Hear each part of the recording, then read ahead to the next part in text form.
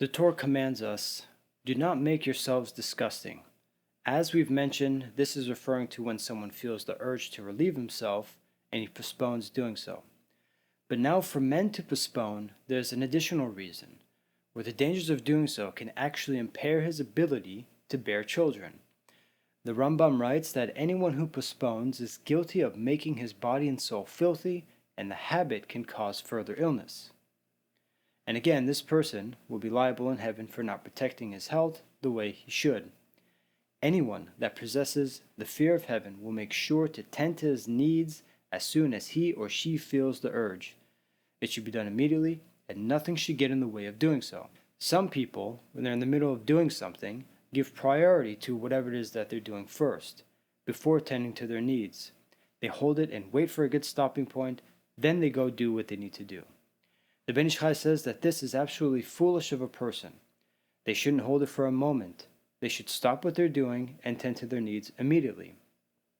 The Kabbalists warn that by not relieving oneself damages his soul, specifically when it comes down to maintaining clean and holy thoughts. And by not having the ability to have clean and holy thoughts in his mind, severs the connection a person has with HaShem. The Ben Ish Chai says that if a person is capable of postponing for 72 minutes, it doesn't fall into the category of urgency.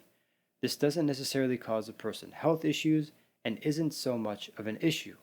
He says the prohibition applies when someone has to hold it by force and stop himself from going. But in this case, where he would need to perform the opposite and force himself to relief, this is the 72-minute window that he is talking about. The Torah says there shall not be anyone sterile among you. The Talmud teaches that a man has two tubes, one for urine and one for procreation. These tubes are adjacent to one another. If by holding oneself will cause one of these tubes to become ruptured, causing urine to enter the pathway of the other, this can cause a person to become sterile. The Talmud says that many of the scholars actually became sterile because they refused to leave the Bet Midrash while their teachers were lecturing. With this being said, it leads us into the next law describing sacrificing time. Chesed La'alefim wrote, "What is our time for if not to do which is proper in God's eyes?" It says that for some people, it takes a long time. Others can go several times a day.